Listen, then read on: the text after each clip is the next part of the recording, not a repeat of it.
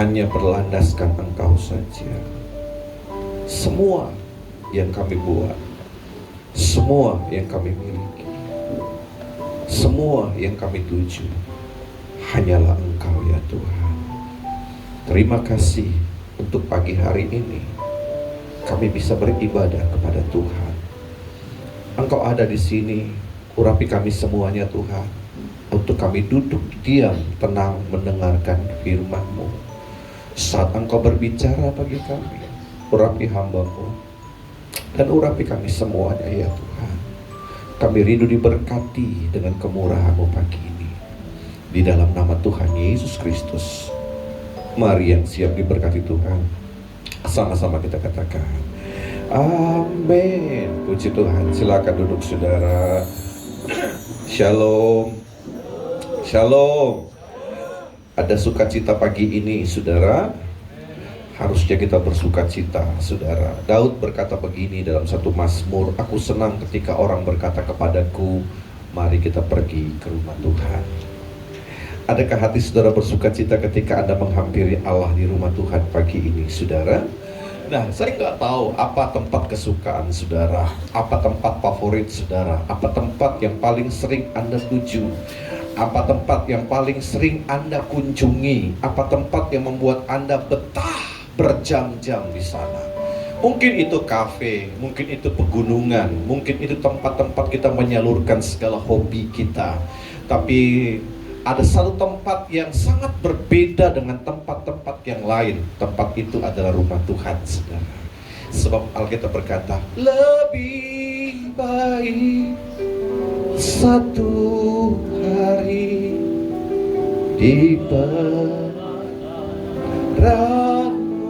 daripada apa, saudara?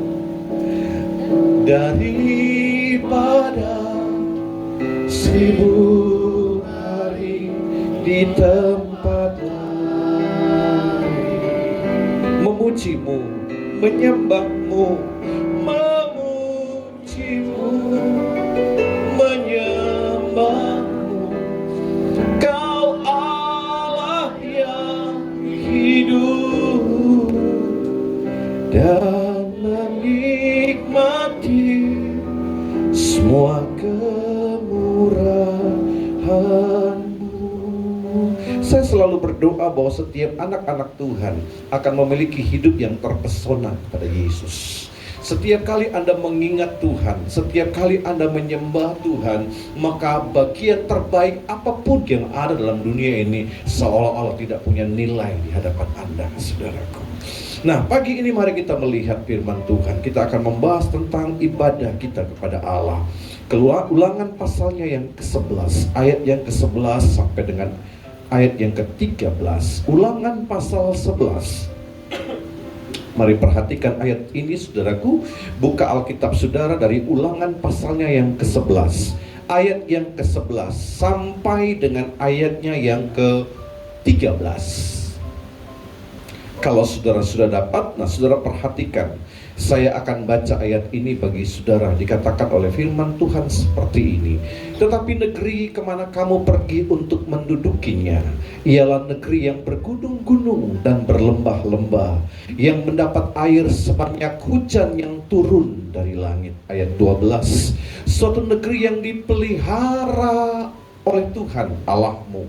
Mata Tuhan Allahmu tetap mengawasinya dari awal sampai akhir tahun. Ayat 13. Jika kamu dengan sungguh-sungguh mendengarkan perintah yang kusampaikan kepadamu pada hari ini, sehingga kamu mengasihi Tuhan Allahmu dengan beribadah kepadanya dengan segenap hatimu dan dengan segenap jiwamu. Yang diberkati Tuhan katakan amin, saudaraku. Nah, saudara yang kekasih dalam Tuhan Yesus Kristus, jauh sebelum Tuhan memanggil orang-orang Israel keluar dari tanah Mesir, ketika mereka ada di Mesir, sebuah negeri di mana mereka diperbudak di sana. Suatu kehidupan yang sangat tidak mengenakan. Karena hidup sebagai budak, orang yang dijajah adalah sebuah kehidupan yang tidak disukai oleh semua manusia. Pada dasarnya hak-hak asasi manusia berkumandang dan mengatakan bahwa kemerdekaan itu adalah hak semua bangsa. Karena itu ketika orang merasa terjajah, orang merasa terikat, itu adalah suatu keadaan di mana jiwanya akan berontak. Kapan aku bisa lepas, saudaraku? Israel pernah mengalami masa-masa itu ketika mereka ada di Mesir, sebuah negeri yang jauh dari tempat yang dijanjikan Tuhan. Suatu negeri yang awalnya menjanjikan, tapi ketika mereka tiba di sana, mereka tidak pernah membayangkan keadaan itu bahwa mereka akan menjadi budak di negeri itu. Turun-temurun selama hampir kurang lebih 400 tahun. Lalu mereka berseru kepada Tuhan. Tuhan mendengar seruan mereka. Tuhan tidak hanya ingin memberkati mereka, Tuhan tidak hanya ingin membuat mereka hidup nyaman. Seperti kebanyakan orang berpikir bahwa kalau kita ikut Tuhan, segalanya baik, everything is okay, semuanya sukses, segalanya berhasil. Bukan itu tujuan utama Tuhan. Sekalipun mungkin memang Allah bekerja di balik segala pergumulan hidup kita, tapi tujuan Allah memanggil kita adalah bagaimana supaya kita beribadah kepadanya. Karena hanya lewat ibadah itulah kita bisa bersekutu dengan Tuhan. Panggilan Allah tidak hanya untuk memberkati Anda. Itu sudah pasti berkat Tuhan. Itu sudah pasti untuk semua orang yang dikasihinya. Tapi jauh daripada itu, di hati Tuhan ketika dia rindu bertemu dengan umatnya adalah sebuah ungkapan hati Allah untuk bersekutu, untuk diam, untuk tenang, untuk berfellowship, untuk mengasihi semua orang yang dicintainya. Maka Tuhan memimpin mereka keluar dari tanah Mesir.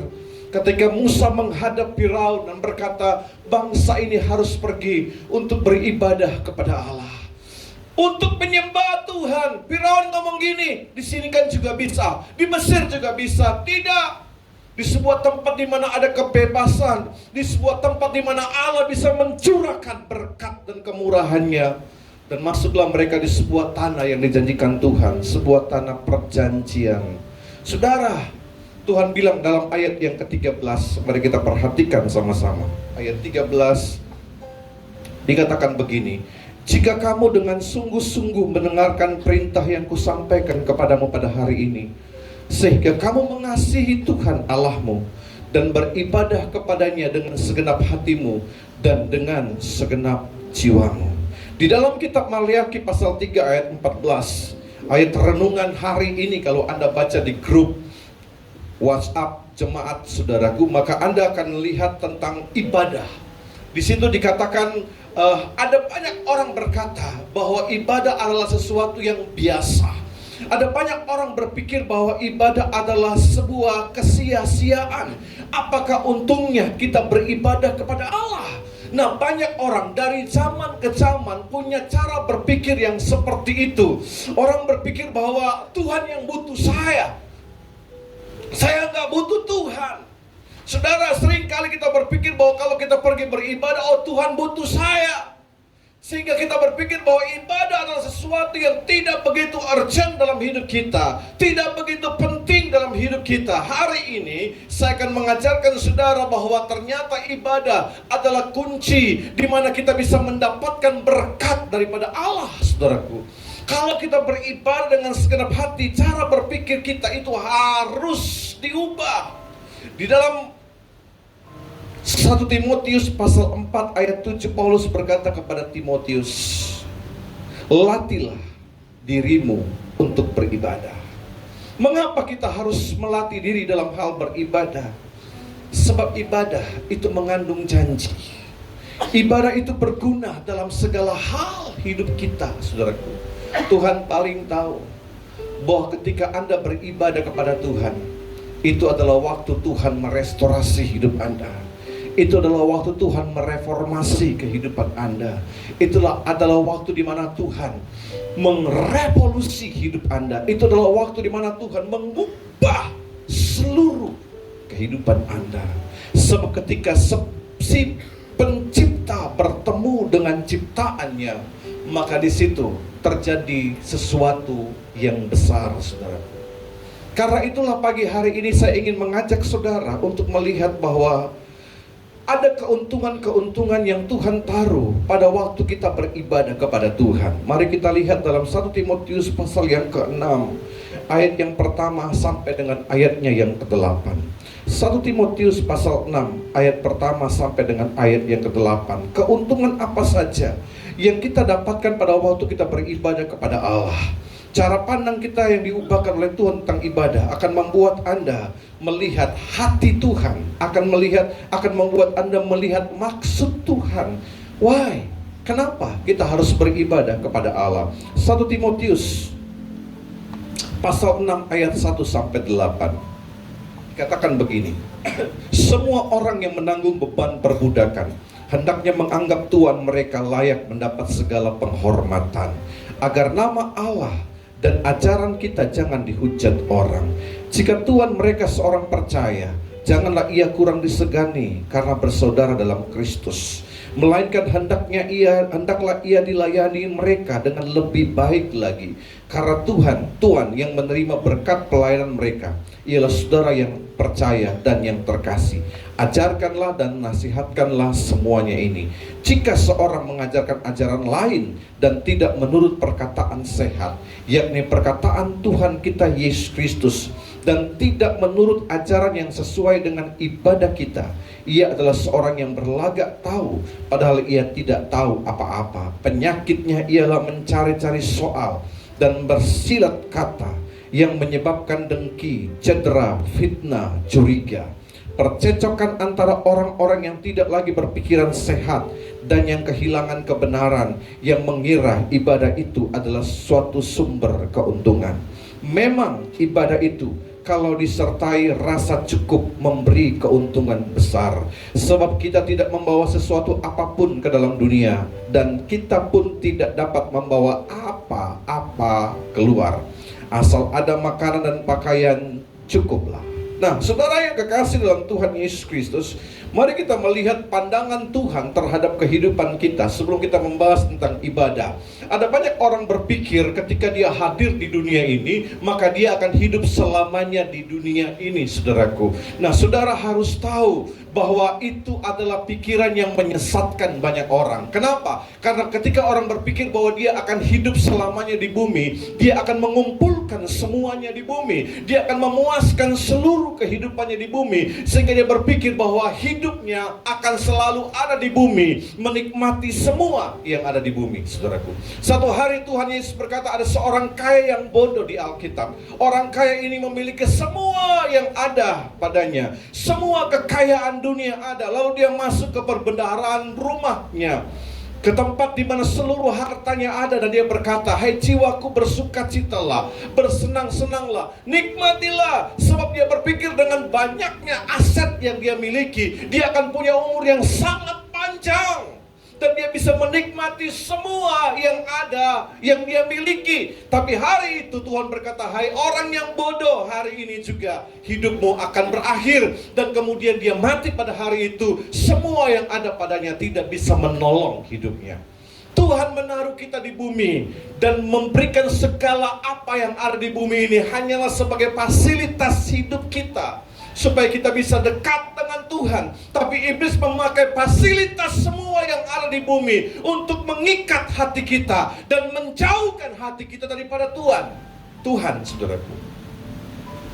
Saudara tahu bahwa satu hal yang dicemburui Allah dalam hidupnya, yang bisa menarik orang yang percaya kepadanya dan menjadi saingan Allah, itu bukan setan, itu bukan iblis. Sebab setan atau iblis itu telah dikalahkan oleh Tuhan. Setan atau iblis itu pun tunduk kepada saudara ketika Anda percaya kepada Yesus. Sebab Alkitab berkata, usirlah si jahat itu dan dia akan lari daripadamu.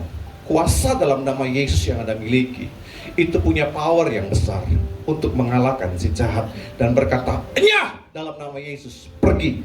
Dan dia akan pergi daripada Anda. Tapi dia akan kembali lagi untuk melihat kapan Anda lengah.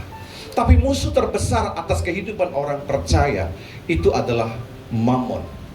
Itu adalah uang, saudara. Sebab uang bisa menarik orang daripada Tuhan. Uang bisa membuat orang menjual Tuhan. Setan tidak bisa membuat orang menjual Tuhan, tapi uang bisa membuat Yudas itu menjual Yesus.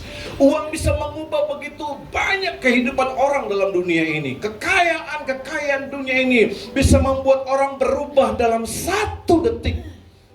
Bisa berubah dalam 1 menit. Banyak hal yang dibuat, dan iblis memakai kelemahan-kelemahan itu untuk menarik perhatian manusia. Sebab apa? Sebab iblis juga tahu bahwa hidup kita tidak akan selamanya di bumi ini. Terjadi sebuah perebutan antara Allah dan si jahat atas jiwa dan roh hidup kita, saudaraku.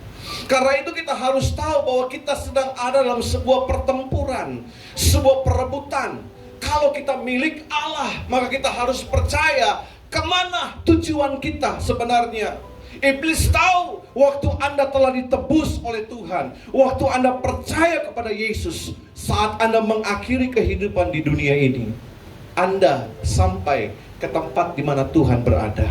Sebab pada waktu Yesus mati dan dia bangkit dan dia naik ke surga, dia berkata, aku pergi untuk menyediakan tempat bagimu. Kadang-kadang kematian adalah sesuatu yang tidak suka kita dengar, tapi suka atau tidak suka, kita akan mengalami yang namanya kematian. Kita akan mengalami yang namanya check out dari bumi ini, saudaraku. Karena itu kita harus memperhatikan selama kita hidup. Sebab itu Tuhan berkata, lebih baik kamu pergi ke rumah duka daripada kamu pergi ke rumah pesta. Jujur kalau ditanya dalam hati saudara pagi ini, saudara lebih suka kemana? Ke pesta kah atau ke rumah duka? Nah, kenapa Tuhan bilang lebih baik kamu pergi ke rumah duka? Sebab pada waktu kamu pergi ke rumah duka, kamu belajar lihat, ini orang dulu baik, ini orang dulu sehat, aku kenal siapa orang ini. Wow, dia jaga makannya, semua vitamin dia makan, semua olahraga dia buat, dia jaga tubuhnya. Tapi kok bisa seperti ini? Dia mengakhiri hidupnya terbaring dalam sebuah tempat yang dingin, sebuah peti mati yang biasa.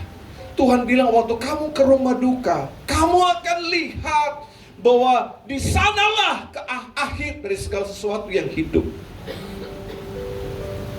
Waktu kita lihat orang yang meninggal, kita gak pernah berpikir bahwa suatu hari kita juga ada dalam tempat itu.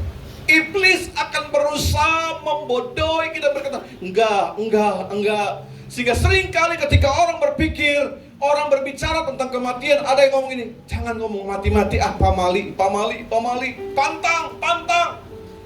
Saudaraku, kita dibuat terpesona oleh semua yang ada di dunia, sehingga kita gak pernah berpikir bahwa satu hari kita akan mengakhiri hidup kita.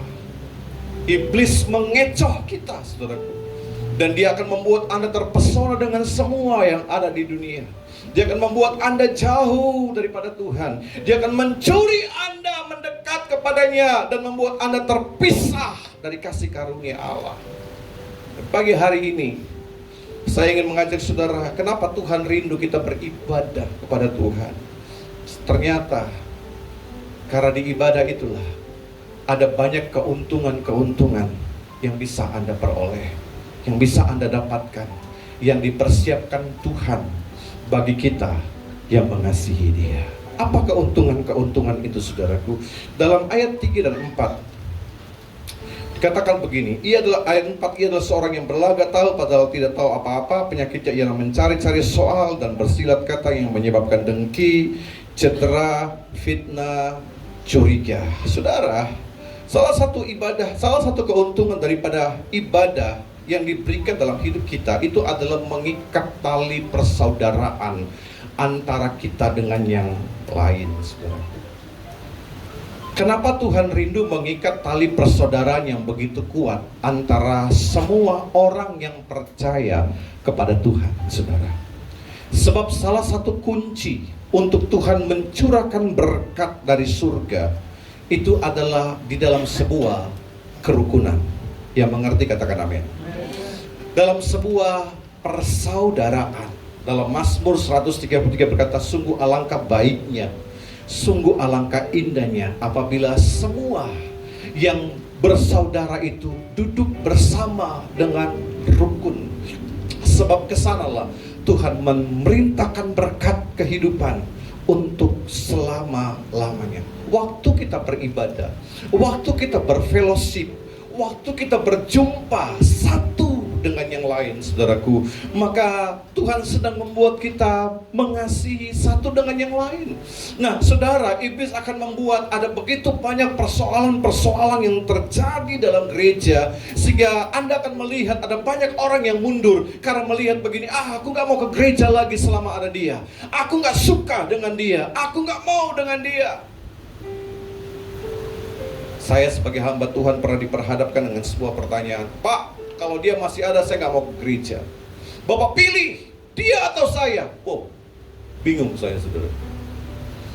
Tuhan aja bingung ketika diperhadapkan dengan pertanyaan seperti itu. Kenapa Tuhan menjadikan dirinya Bapa? Kalau Anda sebagai seorang tua, lalu anak Anda berkelahi ketika dia masih kecil, mungkin Anda berpikir, sokilah anak-anak. Tapi waktu Anda sudah tua, lalu anak Anda ribut satu dengan yang lain, dan dua-dua anak Anda datang kepada seseorang berkata, pilih Pak, dia atau saya. Kalau Bapak pilih dia, saya keluar rumah. Tapi kalau Bapak pilih dia yang keluar. Bagaimana hati Anda sebagai orang tua?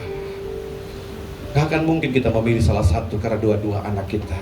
Tuhan berkata, dia tidak menginginkan satu pun daripada yang percaya itu binasa.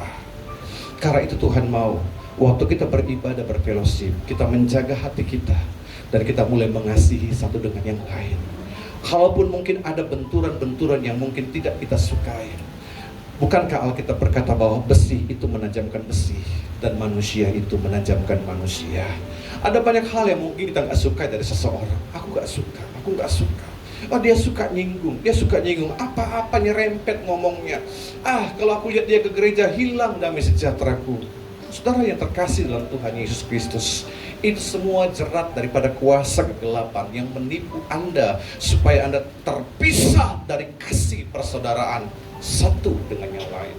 Tapi ketika Anda dikecewakan, Anda terluka dengan seseorang, lalu Anda mulai berdoa kepada Tuhan, maka hati Tuhan itu bisa tersentuh melihat hidup saudara. Bahkan air mata Tuhan itu bisa jatuh ketika melihat kamu beda dengan yang lain. Kamu bisa ada di sini. Tuhan itu adalah Bapa yang mengasihi semua anak-anaknya. Keuntungan daripada beribadah ketika kita datang adalah kita bisa menerima satu dengan yang lain di dalam segala keterbatasan kita. Amin, saudara. Karena itu waktu kita nyanyi, kau sahabatku, kau saudaraku, tiada yang dapat memisahkan kita. Tahu lagu itu kan, saudara? Jangan saudara nyanyi, kau sahabatku, Ibu bilang bohong. Kau saudaraku, bohong. Gombal. Mari kita belajar untuk mengasihi satu dengan yang lain. Sebab sebagaimana Allah memandang setiap kita berharga dan bernilai di hadapan Tuhan, Tuhan ingin Anda memandang semua saudaramu adalah bagian sesama pewaris daripada kerajaan kasih karunia Allah. Itu yang kita dapatkan. Sebab itulah firman Allah berkata, jangan seorang pun menjauhkan diri dari ibadah. Jangan seorang pun menjauhkan diri dari kasih karunia Allah. Ketika kita menjauhkan diri dari ibadah, kita sedang menjauhkan diri kita dari kasih karunia Allah. Saudaraku, sekalipun banyak mungkin di dalam dunia ini, di sini nggak ada, di sana yang ada. Ayat 4 itu, saudaraku. Apa itu ayat 4 tadi, saudara? Saudara baca ayat 4 itu. Baca sama-sama, 1, 2, 3. Berhenti dulu. Dia seorang yang berlagak tahu, belum apa? Iya betul tuh. Apa lagi? Padahal apa lagi? Cari soal. Apa lagi? Ya, menyebabkan apa? Cedera, fitnah, hoax, curiga. Tahu nggak kau? Bapak Gembala itu ngeri kali. Tahu nggak kau? Korbakum 1 itu yang main musik. Kalau dia tatap mataku, sakit mataku. Kamu lihat gak Asri itu? Gak ada ramah-ramahnya. Semua dibuatnya fitnah, semua dibuat hoax. Saudara yang kekasih dalam Tuhan, dalam dunia gak ada yang sempurna. Tidak ada manusia yang sempurna. Amin, saudara. Tapi kita belajar untuk saling mengasihi satu dengan yang lain. Karena kita juga sadar gak ada yang sempurna dalam hidup saya. Hanya Tuhan yang sempurna. Dan Tuhan membawa kesempurnaan bagi saya. Sebelum ke gereja ini, tadi pagi saya melayani seseorang jauh di luar kota, di Manado, saudara. Lagi sedang kecewanya, sedang marahnya. Maaf, kata dia hampir bunuh diri.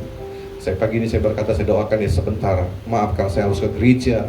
Saya doakan kamu, lepaskan semua amarahmu kepada orang yang ada di gereja. Dia marah kepada gembalanya, dia marah kepada teman pelayanannya, dia marah, dia pahit semuanya. Semuanya tidak ada yang mengasihi dia. Dan berkata, satu malaman dia nangis. Dan dia jujur, dia hampir mengakhiri hidupnya pagi ini. Saya bilang, stop berpikir seperti itu. Tuhan mengasihi engkau. Saudaraku, kadang-kadang kita datang ke sebuah gereja mengharapkan kesempurnaan. Saya ingin berkata kepada saudara, tidak ada gereja yang sempurna. Kalaupun ada gereja yang sempurna, Anda masuk jadi gak sempurna gereja itu, saudara. Jadi kacau. Semuanya punya kelemahan, semuanya punya kekurangan. Sebab itu Alkitab berkata, waktu kamu beribadah, kamu mengasihi Tuhan, kasih Tuhan akan mempersatukan kita. Sehingga doa Bapa kami itu akan menjadi sebuah jurus yang menyentuh hati kita. Kita kan suka sebut doa Bapa kami kan. Sudah hafal doa Bapa kami, saudara? Hah? Atau saudara cuma hafal doa mamamu? Ada doa Bapa kami. Bapa kami yang di surga, dikuduskanlah namamu. Datanglah kerajaan-Mu. Jadilah kehendak-Mu di bumi seperti di surga.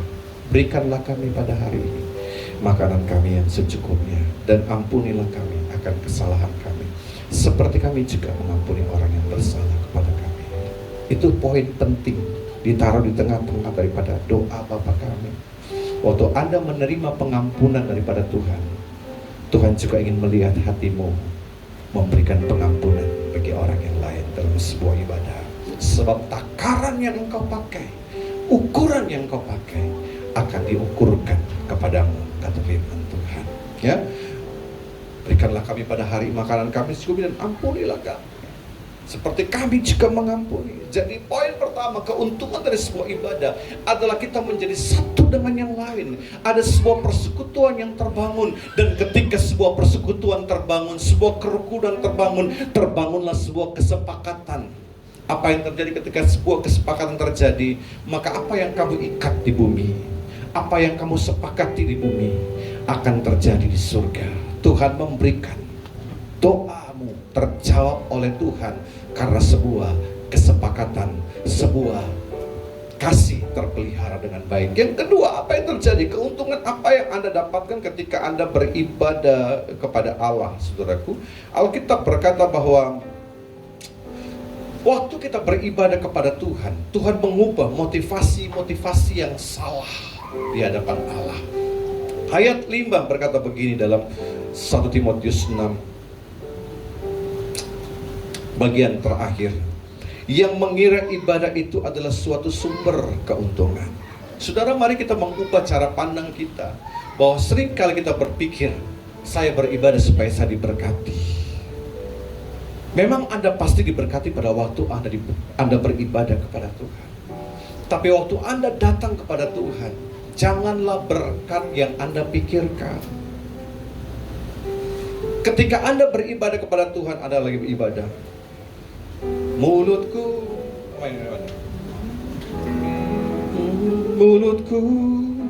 penuh dengan pujian. Lalu di pikiranmu tokoh muter-muter, ya Yesus, datang pelanggan satu-satu. Oh, sekarang 88 dari sana datang. Sepanjang hari, yes. Agen ini nggak pernah terdatang lagi. Ya, pesan. Keuntungan hari ini lebih banyak daripada yang kemarin. Padahal mulutku penuh dengan jujur, mungkin itu cerita yang lucu. Tapi banyak kali kita datang menghadap Tuhan, sampai Tuhan berkata begini, bangsa ini memuliakan aku dengan mulutnya, tapi hatinya jauh daripadaku. Tujuan kita beribadah kepada Allah. Allah ingin memurnikan motivasi kita. Allah ingin memurnikan tujuan Anda beribadah kepada Tuhan. Saudara, kalau ada seorang yang mengasihi dan mencintai hanya karena apa yang kau miliki, hanya karena kekayaan yang kau punya, kau pasti kecewa. Karena orang itu pasti akan meninggalkan Anda ketika Anda gak punya apa-apa lagi. Tapi kalau ada orang yang mengasihi engkau, berkata, apapun keadaan, aku mencintai engkau, walaupun engkau bangkrut, walaupun kau resign, aku mengasihi engkau. Walaupun kau gak punya apa-apa lagi, aku mengasihi engkau. Kasih yang terutama kepada Allah itu yang Tuhan ingin. Tuhan memang memberikan berkatnya bagi saudara. Tapi waktu Anda datang kepadanya, bukan karena berkat itulah yang mendorong Anda datang sama Tuhan, tapi karena Anda betul-betul mencintai Tuhan. Sepanjang hari ku beri penghormatan kepadamu ya Allah. Satu pribadi yang memberikan berkat, uang, dan banyak hal kepada saudara belum tentu mengasihi saudara. Tapi kalau satu pribadi mengasihi saudara, dia pasti memberkati hidup saudara. Tuhan ingin setiap kita ketika kita datang kepada Tuhan, tujuan kita yang paling utama bukan supaya engkau sembuh, bukan supaya usahamu diberkati, jangan.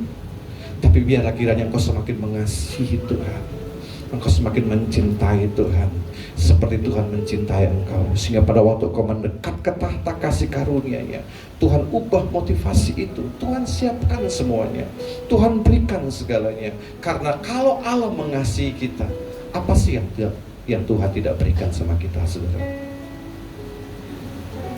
Apa yang Tuhan belum beri sama saudara dibanding dengan apa yang Tuhan sudah beri sama saudara? Itu lebih besar. Tuhan sudah beri hidupnya bagi saudara, Tuhan sudah beri nyawanya bagi kita untuk membuktikan kasih bahwa Dia mengasihi kita. Dia berikan apa yang paling mahal. Apa yang paling mahal? Segalanya Tuhan berikan bagi kita.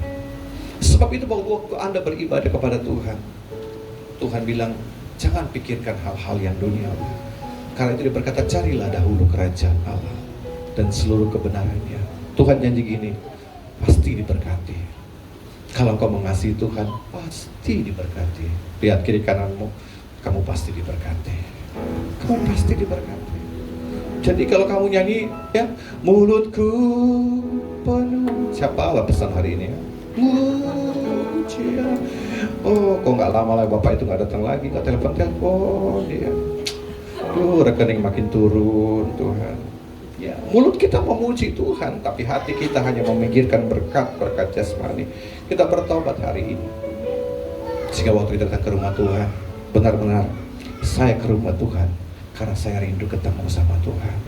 Sehingga waktu Anda memuji Tuhan, mulutku penuh dengan itu seperti seorang anak yang ada di airport, nunggu bapaknya udah berbulan-bulan gak pulang. Mana bapakku, mana bapakku? Saudara pernah lihat itu?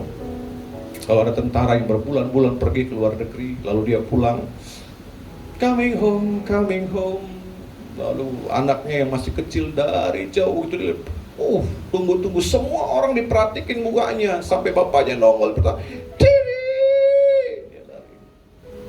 Itu kerinduan.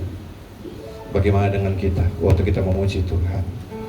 Kiranya waktu Anda menaikkan pujian, seperti itulah hati rindu dengan Tuhan, sebagaimana Tuhan rindu dengan kita. Amin, saudaraku. Mari merubah cara pandang kita terhadap ibadah kita. Beribadahlah dengan sungguh-sungguh. Carilah Tuhan selama Tuhan berkenan ditemui. Karena saya ingin katakan dari sini sebagai hamba Tuhan, ada waktunya Tuhan gak bisa ditemui lagi. Selama Tuhan masih bisa ditemui, carilah Tuhan. Tuhan akan berperkara atas seluruh hidupmu, atas semua yang terjadi atas hidupmu. Karena itu, pagi ini, waktu kita datang sama Tuhan, beribadah dengan Tuhan dengan sungguh-sungguh, hormati Tuhan. Jadikan sebuah momen ibadah itu sebagai sebuah kesempatan yang paling indah. Kamu Kapan kesempatan paling indah dalam hidup saudara? Oh, mungkin waktu saya ketemu presiden. Oh, ketemu dengan seseorang. No. Waktu Anda ketemu dengan Tuhan, itu kesempatan yang paling indah. Sebab Tuhan itulah yang akan membawa Anda dalam kekekalan. Sampai Maranatha, sampai Tuhan Yesus datang, sampai Anda mengakhiri kehidupan di dunia ini dan meninggalkan semua yang ada di dunia ini, Anda akan bersuka cita bersama-sama dengan Tuhan. Mari kita berdiri sama-sama. Tuhan, Kaulah pengharapanku, percaya hanya kepadamu. Yesus Allah perlindunganku, Engkau yang selalu ku puji. Tuhan, Tuhan, Kaulah pengharapanku, ku percaya hanya kepadamu. Yesus, Yesus Allah perlindunganku, Engkau yang selalu. Mari sama-sama katakan dengan Tuhan pagi ini.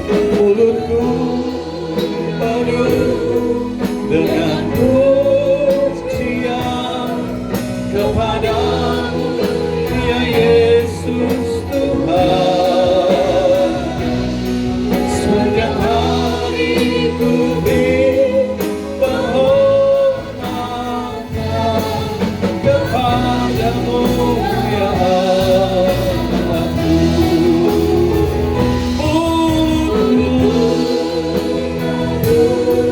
Dengan pujian, ya Yesus Tuhan.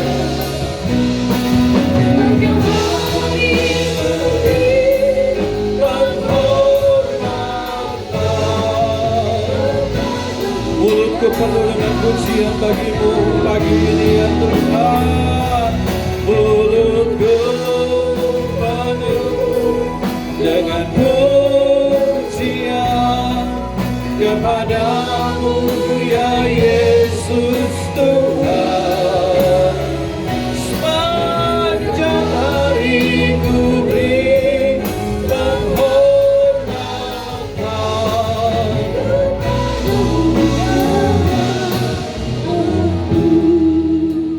Hari-hari ini waktu Tuhan semakin singkat.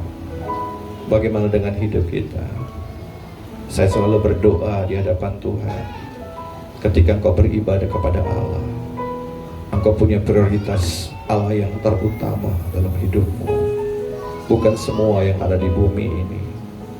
Kita masih hidup hari ini, kita bersyukur. Tapi pernahkah kita menyadari bahwa semua oksigen, napas hidup yang kita miliki ini, itu hanya karena pemberian Tuhan. Mari kita bangun satu konsep yang baru dalam hidup kita. Untuk hari-hari ini kita beribadah dengan sungguh-sungguh sama Tuhan. Kita cari Tuhan dengan sungguh-sungguh. Temukan Tuhan dalam hidupmu. Percayalah, Tuhan memanggil engkau supaya Dia rindu bersekutu dengan engkau. Lewat persekutuan itulah Tuhan mencurahkan kemurahan dan berkat-Nya atas hidupmu. Ubah bahwa kau mencari Tuhan bukan karena berkat-Nya. Kita mencari Tuhan karena kita mengasihi Dia. Kita mencari Tuhan karena kita mengasihi, mencintai Dia. Kalau hari ini kita hanya datang ke gereja, hanya berdoa pada waktu kita butuh, bertobatlah. Kalau hari ini yang kau cari Tuhan hanya pada waktu kau punya masalah, bertobatlah. Lebih daripada itu, biarlah kita cari Tuhan karena hanya Tuhanlah yang mengasihi dan menerima kita apa adanya. Hanya Tuhanlah yang menebus kita. Hanya Tuhanlah yang memberikan kekekalan itu bagi kita. Hanya Allah lah pribadi yang sanggup mengubah dan memberkati seluruh hidup kita. Kasihilah Tuhan Allahmu dengan segenap hatimu, dengan segenap jiwamu, dengan segenap akal budimu, dengan segenap kekuatan yang ada padamu. Cintai, hormati, sayangi, kasihi Dia dengan sepenuh hatimu. seperti Dia mengasihi engkau dengan sepenuh hatinya. Waktu engkau beribadahlah dengan sungguh-sungguh di hadapan Tuhan, karena engkau berdiri di hadapan Pencipta langit dan bumi, Allah yang Maha Kuasa, Allah yang sanggup melakukan segala perkara. Kiranya mulutmu, hatimu penuh dengan pujian kepada Allah, kepada Tuhan. Haleluya. Mulutku penuh dengan pujian kepada-Mu, ya Yesus Tuhan. Sepanjang hari ku beri penghormatan kepadamu. Sekali lagi, mulutku penuh dengan pujian, mulutku penuh dengan pujian kepadamu, ya Yesus Tuhan. Ku beri penghormatan kepadamu, sepanjang hari ku beri penghormatan, ku beri penghormatan kepadamu, ya sepanjang hari ku beri penghormatan kepadamu, ya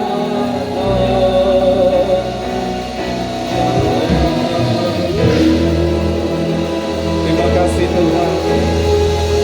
Terpujilah nama-Mu dari sekarang sampai selama-lamanya.